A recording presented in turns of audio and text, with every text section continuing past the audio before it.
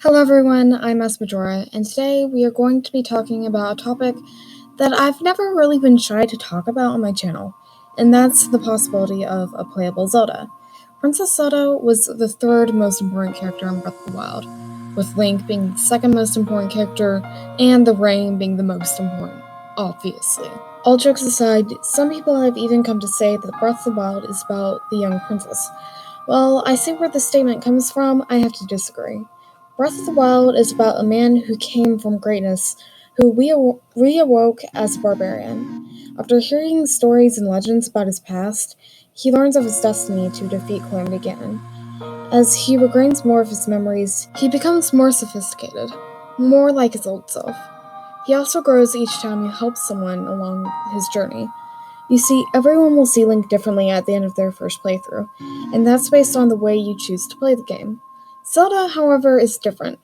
What little we see of Zelda is mainly found in memories and flashbacks. What we see in Breath of the Wild is her struggle to unlock her power, and the stress and pressure that comes with everyone's expectations of her. And while Zelda does have some character development in Breath of the Wild, she has a lot more room to grow. And I think having Zelda playable in Breath of the Wild will present the perfect opportunity for the character development that she deserves.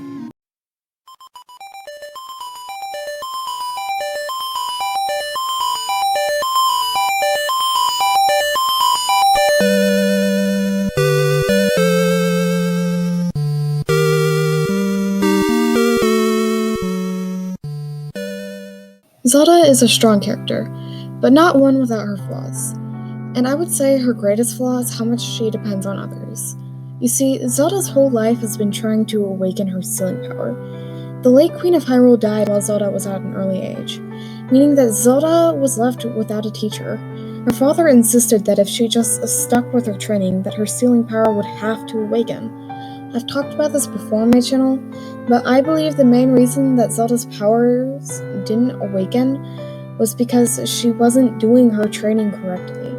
And Zelda knows that her training is not working, but she refuses to do anything differently because she doesn't have the courage to do so. She is a very strong person, but her courage comes from others around her. And Age of Calamity looks into this a lot more. In Age of Calamity, Zelda slowly loses all the people she has relied on. And when she realizes that she's about to lose Link, instead of running like everyone is telling her, she chooses to stay and fight. And while this doesn't activate her sealing powers, it unlocks the Triforce within her. She is then able to lead her people in battle, because she is no longer waiting on instructions from others, but is instead making decisions which is best for her kingdom. In Breath of the Wild, however, she does not get this kind of development. She pretty much spends the whole game waiting for help from the player. The thing is, now that Link is back in the picture, I believe Zelda is going to become more and more dependent on Link. In the teaser trailer for Breath of the Wild 2, it shows Link and Zelda traveling a cave network alone. Zelda is seen sporting a Hylian cloak and a shorter haircut. But the thing that stuck out to me is the fact that Link is shown with a weapon and Zelda is not. To me, this shows that while she has grown, she is still relying on Link to protect her. So here is an idea of how having a playable Zelda can work. During the encounter between our heroes and Ganondorf, the floor will collapse underneath Zelda, and while Link wants to jump after her, he can't. Zelda will find herself in a position where she has no one to protect her. Her first objective will be to find Link. This will not be easy because there are a variety of monsters in the cave system. Since Zelda has always been followed around by an escort, she cannot defend herself with traditional weapons. So Zelda will protect herself with her magic. Like the stamina wheel, this magic will have a meter that represents her power. This meter will empty the more she uses her power and will take time to replenish.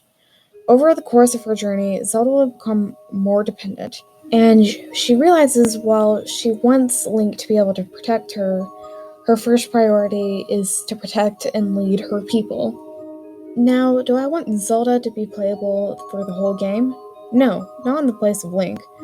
One thing they could do is be able to play as Zelda until you complete a certain checkpoint in the story, and then you switch to Link, and you play as Link until you complete a certain checkpoint in the story, and then so on and so forth, and then play as both Link and Zelda for the final dungeon. Overall, I think Zelda has a lot of potential to grow, and I hope Nintendo takes this opportunity. However, I know this game will be great no matter what the outcome. I just think that Princess Zelda deserves a far greater role than being the damsel in distress. But maybe that's just my opinion. Let me know in the comments. And I guess that's all I really have to say on the subject, so I'm Mass Majora, and I'll see you guys later.